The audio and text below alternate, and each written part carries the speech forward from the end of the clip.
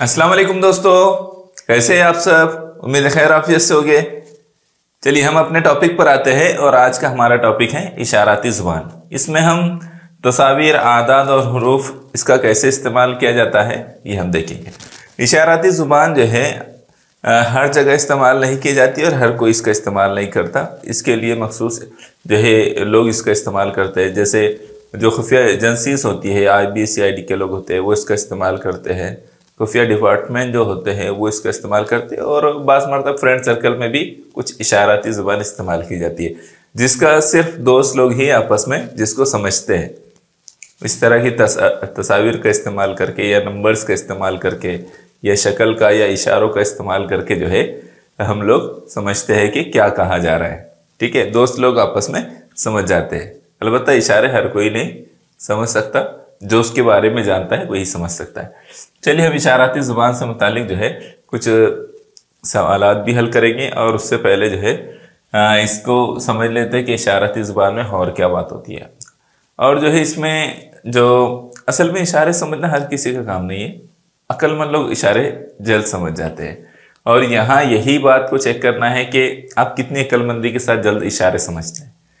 ठीक है, जो सवालात इसमें आएंगे वो सवालात इसी बात की निशानदेही करेंगे कि आप इशाराती ज़ुबान में जो अलामात, आदाद, अल्फाज, हुरूफ वगैरह जो इस्तेमाल हो रहे हैं उसको कितने आसानी से समझते हैं। ठीक है, यहाँ देखिए कुछ सवालात मैंने मश्क के तौर पर लिया हो, प्रैक्टिस के तौर पर लिया हो, उसको हम देखते हैं। उससे आपको अंदाज़ा हो जाएगा कि इस पर किस तरह के सवालात पूछे जाते हैं। ठीक है, पहला सवाल देखिए, एक इशाराती ज़ुबान में सुतार को सुरतरार, पीला को प्रेरिला, है ना, मलिक को मुरलरिक, मुल्क को मुरलरिक कहा जाए तो नेक लफ्ज को किस तरह लिखा जाएगा।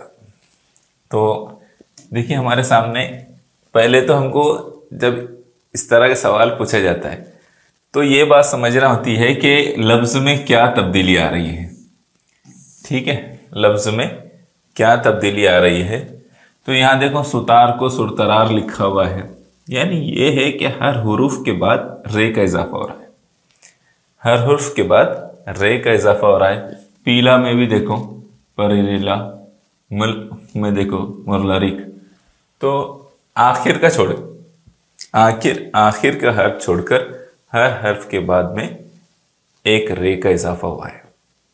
ठीक है, बात समझ में आ रही। तो ये बात सबसे पहले इशाराती ज़ुबान में समझने की होती है कि सवाल में जो इशारे दे रहा है वो असल में उसमें क्या चीज़ है, क्या बात कही जा रही है, ये समझना बहुत अहम होता है।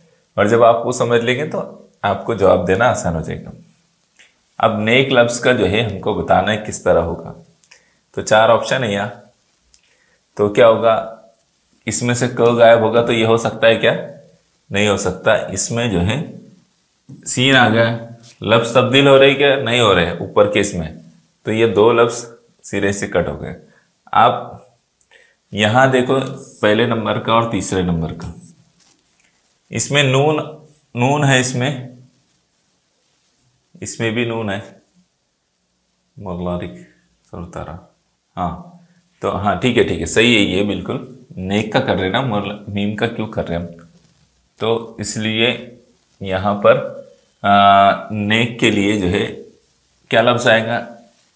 यहाँ एक चीज़ दिखा रही है कि नून और ये दोनों ले लिया गया पहले और उसके बाद रे डबल कर दिया गया, लेकिन यहाँ नून के बाद रे, ये के बाद रे, ठीक है, इस तरह से लिया गया। इसलिए ये लफ्ज़, यही जवाब सही होगा नेक के लिए, जो उसूल में दिया गया है। क्या है, उसूल में जो दिया गया है उसके मुताबिक, जो इशारे में दिया गया है उसके मुताबिक नेक को इस तरह से लिखा जाएगा।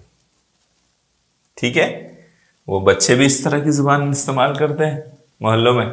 आपने भी देखा होगा कि बच्चे जो है इस तरह की सुरतरार, पिरलेरा, क्या क्या बोलते, तरशरा, युतरा, क्या क्या बोलते क्या मालूम। तो वो इशाराती जुबान बच्चे भी इस्तेमाल करते हैं, मुझे नहीं आती है वो बच्चे, लेकिन अलबत्ता उसको इस्तेमाल करते हैं। ठीक है, मैंने कभी इस्तेमाल नहीं किया इसलिए मुझे मालूम नहीं। क्लास में भी बच्चे को सुना है मैंने, वो बच्चे आपस में बड़बड़ाते रहते हैं उसको लेकर। दर्ज झेल चौकोन में हुरूफ के लिए आदाद दिए गए हैं। अब इस सवाल को देखिए, यहाँ थोड़ा सा मुख्तलिफ सवाल है। क्या है? मुख्तलिफ सवाल है यहाँ पर। उसमें क्या कहा गया, तो आदाद के लिए हुरूफ, दोनों एक दूसरे के लिए, हुरूफ के लिए आदाद है, ठीक है, ABCDE दिए हुए हैं और उनके लिए नंबर्स दे दिए। ए के लिए 1, बी के लिए 2, सी के लिए 3, डी के लिए 4, ई के लिए 5। उसके मुताबिक सवाल क्या है, इसके मुताबिक ये एक इक्वेशन दी गई है, इसका कितना आएगा, बराबर करेंगे तो, इसको हल करने के बाद बराबर करेंगे तो कितना आएगा ये हमको बताना है। तो हमको क्या करना पड़ेगा, सी कितना है 3, मैं क्या करता हूँ यहाँ जो है उसको हल करेंगे हम। सी कितना है 3, डी कितना है 4 ज़रब 4 जमा ए कितना है 1 जमा बी कितना है 2, ठीक है, तकसीम ई कितना है 5 ज़रब बी कितना है 2, नहीं कर दिए, अभी करना 4 दिया 12 और ये 3 15, कितना आ गया 15, तकसीम 5 दूनी 10, ठीक है। तो अगर हम उसको ऐसा लिखेंगे 15 तकसीम 10 तो क्या आएगा, 5 दूनी 10, 5 दिया 15, इसका मतलब ये कि 3/2 है ना। अब 3/2 वाला जवाब कौन सा है, 3, देखो पहले जवाब को देखो, सी बोले तो 3, बी बोले तो 2, इसका मतलब हमारा जवाब आ गया, है ना। जवाब कौन सा है, ऑप्शन नंबर 1। बात समझ में आ गई, कीमत रख के हमने उसका जवाब निकाले हैं। तो इस तरह की इशाराती जुबान में कुछ सवालात भी अगर हमको आए तो हमने अच्छी तरह से करना चाहिए, ठीक है। अगले सवाल पर है, एक इशाराती जुबान में ज़ारा को ज़रा, दावा को दवा, तो रावा को किस तरह लिखा जाएगा। मैंने आपसे एक बात कहा कि ये जो इशाराती जुबान होती है, पहले सवाल में क्या तब्दीली आ रही है वो समझना जरूरी है। यहां देखो, ज़ारा को ज़रा और दावा को दवा, तो यहां जो दूसरे नंबर का अलिफ है वो गायब किया जा रहा है, वो हटाया जा रहा है, दूसरे नंबर के अलिफ को हटा दिया जा रहा है। तो रावा, जो रावा है उसके दूसरे नंबर का अलिफ हटेगा तो क्या बचेगा, रवा। क्या बचेगा, रवा। इसका मतलब यह है कि ऑप्शन नंबर 2 हमारा जवाब है। क्या है, ऑप्शन नंबर 2 हमारा जवाब है। बात समझ में आई। तो इस तरह से हमको जो है सवाल पर गौर करना होता है और सवाल पर गौर करने के बाद हम सही जवाब को पहुंच सकते हैं। अब यहां देखो, एक इशाराती जुबान में सातारा को सतारा, बाजार को बाजार, तो लफ्ज राजन किस तरह लिखेंगे। अब देखो, लफ्जों पर गौर करना जरूरी है, ठीक है, क्या तब्दीली आ रही है। यहां पर सातारा है तो दूसरे नंबर का जो अलिफ है वो गायब किया जा रहा है। यहां बाजार का दूसरे नंबर का अलिफ गायब करके बाजार कर दिया गया इसको, तो यहां भी दूसरे नंबर पर जो अलिफ आ रहा है इसको गायब किया जाएगा, तो वो क्या बनेगा, वो बनेगा, क्या बनेगा, रजन, है ना। अलिफ हटा दो उसका तो क्या बन जाएगा, रजन। ज्यादा मुश्किल कुछ नहीं होता इसमें, हमको सवाल पर गौर करना है, इसमें क्या तब्दीली आ रही है ना। जो तब्दीली आ रही है वही तब्दीली हमको पूछे गए अल्फाज के साथ करना है, ठीक है, उसमें वो तब्दीली लाना है। अगले सवाल पर आ जाए। एक इशाराती जुबान में कुत्ते को बिल्ली कहा जाए, बिल्ली को शेर कहा जाए और शेर को हाथी कहा जाए, हाथी को खरगोश कहा जाए, तो जंगल का राजा किसको कहा जाएगा। बोलो फिर, किसको कहेंगे जंगल का राजा, कुत्ते को बोलेंगे, किसको बोलेंगे। देखो, यहां जो बात कही गई है किसको क्या कहा गया, तो बिल्ली, कुत्ते को बिल्ली, बिल्ली को शेर, शेर जंगल का राजा है, ठीक है, तो शेर को क्या कहा जा रहा है, हाथी। इसका मतलब यह है कि यहां कौन सा वो आएगा, क्या आएगा फिर, जंगल का राजा किसको कहा जाएगा, ऑप्शन नंबर 4, यानी हाथी को कहा जाएगा, ठीक है, किसको कहा जाएगा, हाथी को, ठीक है। बात समझ में आ गई। चलिए आगे। एक इशाराती जुबान में फूल के लिए खुशबू, शमा के लिए रोशनी इस्तेमाल होता है, तो बताइए सूरज के लिए क्या इस्तेमाल होगा। फूल के लिए खुशबू, शमा के लिए रोशनी, तो सूरज के लिए क्या। अब हमको ऑप्शन पर गौर करना पड़ेगा इसमें, है ना। एक चीज तो उससे समझ में आ जा रही है, ठीक है, जो उससे हासिल हो रही है चीज वो वहां पर बताए हुए। सैयारा, ये तो सिरे से गलत है, ठीक है, ये फिट नहीं बैठता। ताबनाक, ताबनाक नहीं, ये भी नहीं आएगा। दिन, दिन तो ये तो सही नहीं है। इसका मतलब ये है कि गर्मी उससे हासिल होगी। क्या? सूरज से गर्मी। जिस तरह से फूल से खुशबू हासिल होती है, शम्मा से जो है रोशनी हासिल होती है, तो सूरज से क्या हासिल होती है? गर्मी। हालांकि इससे भी ज्यादा सही जवाब हो सकता था उसका कोई दूसरा, लेकिन वो ऑप्शन में नहीं है, ठीक है। एक इशाराती जुबान में गफ्फार को गफ्फार, सुतार को सुतत्तार कहा जाए तो वकार को क्या कहा जाएगा? अब यहाँ क्या चेंज आ रहा है इस पर गौर करो। इसमें जो चेंज आ रहा है उसमें डबल फे का इजाफा हो रहा है, 2 फे का इजाफा हुआ, इसमें 2 ते का इजाफा हुआ, यानी ये कि जो दूसरा हुरुफ है, दूसरा हर्फ है, हर्फ फे, दूसरा हर्फ है ना गफ्फार में फे, तो इसमें जो है ये जो फे है दूसरे नंबर का, तो ये फे डबल किया गया। क्या किया गया? डबल।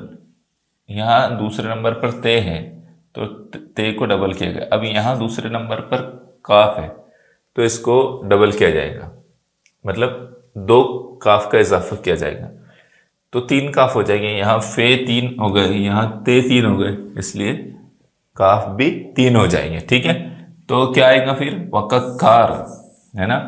वकार का क्या होगा? वक़्क़ार। ये नहीं होगा, 2 बार नहीं है, 3 बार आना चाहिए। क्या आएगा? वक़्क़ार, ठीक है। तो हमारा जवाब ऑप्शन नंबर 3 रहेगा। बात समझ में आई? ऐसे बातें नहीं करना, लेकिन अपन ने नाम बिगाड़ना अच्छी बात नहीं, ठीक है। अगर आपके साथियों में इस तरह के नाम है तो बिल्कुल भी ऐसे नाम में तब्दीली नहीं लाना है। हाँ, इसको देखिए, दर्ज झेल चौकोर में हुरूफ की जगह आदाद इस्तेमाल किए गए हैं, तो इस बिना पर हमको क्या करना है ये बताना है। अब इसको हम हल करेंगे, ठीक है, इसको हम हल करेंगे, क्या आता है देखेंगे। एफ बटे बी कॉस की कुवत 2, एफ कितना है? 6 है, ठीक है, तो 6 बटे बी कितना है? 2, ठीक है, कॉस की कुवत 2 तफरीक, बी कितना है? 4 ज़र्ब बी कितना है? 2, ठीक है। तो यहाँ क्या आएगा? इसको हम हल करते हैं, मैं इसको इधर हल करता हूँ, ठीक है। 6 की कुवत 2 36, ठीक है, और 2 की कुवत 2 बोले तो 4, ठीक है, 4 एक 4, 4 9 36, इधर क्या बच गया? 9। कितना बच गया? 9। अब वो उधर का आगे का देखिए, 4 दूनी 8, 4 दूनी 8 तफरीक 8, इन दोनों को ज़र्ब करें तो 8 हो गया, इधर बच गया 9, ठीक है। अब जो है क्या आएगा? 9 तफरीक 8 1, इसका मतलब ये है कि हमारा जवाब क्या आया? 1। अब 1 में 4 ऑप्शन यहाँ दिए हुए हैं, तो 1 के लिए क्या है? ए। 1 के लिए क्या है? ए। इसका मतलब ये है कि ऑप्शन नंबर 1 हमारा जवाब होगा। क्या होगा? Option number 1। बात समझ में आई क्या? दिखाई दे रहा ना? बात समझ में आई, सिर्फ उसको हल कर देना है, और हल करने में कोई दिक्कत ही नहीं है, ज़रा भी मुश्किल नहीं। उसकी जगह प्रॉपर कीमत रखो आप, और उसके बाद उसको हल कर लो। ज़र्ब और तफरीक करना तो आपको अच्छे से आता है, इसमें तो कोई रुकावट है भी नहीं, ठीक है। चलिए अगले सवाल पर आते हैं। हाँ ठीक है, ये इसको देखिए, एक इशाराती जुबान में सब्र को साबबर, साबर है ना, चमन को चामन, हजर को हाजर लिखा जाए तो कमर ये लफ्ज किस तरह से लिखेंगे? ये कमर का मतलब चांद होता है, ठीक है। ये जो बड़े काफ से कमर लिखा हुआ है इसका मतलब चांद होता है। यहाँ क्या तब्दीली आ रही है इसमें गौर करना है। सबर को साबर लिखा जा रहा है, चमन को चामन लिखा जा रहा है। इसका मतलब यह है कि दूसरे और तीसरे नंबर पर एक एक हर्फ का इजाफा किया जा रहा है, ठीक है। जैसे ये सब्र में 3 हुरूफ है, ठीक है, तो वहां क्या कर दिया गया, इसके बाद में अलिफ, इसके बाद में अलिफ और डबल बे है ना, फिर रे लिखा गया, यानी अलिफ और बे का इजाफा किया गया। दूसरे नंबर के पर अलिफ लगाकर जो हुर्फ है दूसरे नंबर का उसको डबल कर दिया गया, यानी बे दूसरे नंबर पे था उसको डबल कर दिया गया। यहाँ पर भी चौ के बाद अलिफ लगा दिया गया और जो दूसरे नंबर पे म था उसको डबल कर दिया गया। यहाँ पर क्या करेंगे, फिर हो के बाद अलिफ लगाएंगे और जो हाँ यहाँ तो ऑलरेडी किया हुआ है हाजर है ना, कमर को करेंगे, को के बाद अलिफ लगाएंगे और मीम को डबल करेंगे, कामर, क्या बनेगा, कामर। हाँ कहाँ पर ये, तो वो है यहाँ पर। ठीक है, इस तरह से हमको मैच करके देखना पड़ता है कि कौन सा सही रहेगा। ठीक है, उस हिसाब से जवाब चुनना होता है। अब यहाँ देखो इस सवाल को, ये सवाल आपके लिए है, आपने इसका जवाब देना है। ठीक है, कमेंट करके बताना है कि इसका सही जवाब क्या होगा। एक इशाराती जुबान में अजर को 425, जाम को 652 और मार को 456 लिखा जाए तो इसी इशाराती जुबान में राज ये लफ्ज किस तरह लिखा जाएगा। आपने इसका जवाब कमेंट करके बताना है किस तरह लिखेंगे। मैं इसको यहाँ से हटाता हूँ ताकि उसका आखिरी ऑप्शन भी आपको पूरा दिखाई दे। और ये देखिए पूरा चारों ऑप्शन आपको दिखाई दे रहे होंगे। आपने क्या करना है, सही जवाब बताने की हमको बताना है कमेंट करके। ठीक है, ये टॉपिक कोई हार्ड नहीं है, इजी टॉपिक है। मैंने मुख्तलिफ अंदाज के कुछ सवालात यहाँ पर लिया हूँ ताकि आपको वो अच्छी तरह से समझ में आ जाए। फिर भी आपने और ज़्यादा सवालात की प्रैक्टिस करना है। आखिर में हम आपको सवालात की प्रैक्टिस तो कराएंगे, क्वेश्चन पेपर की प्रैक्टिस भी कराएंगे, लेकिन आपको अपने तौर पर भी करते रहना है और अच्छी स्टडी करना है। कोई भी वीडियो, कोई भी टॉपिक आपका छूटने ना पाए, इस बात का आपने ख्याल रखना है। ठीक है, चलिए फिर मुलाकात होगी इंशाल्लाह नेक्स्ट वीडियो में। जज़ाकल्लाह खैर।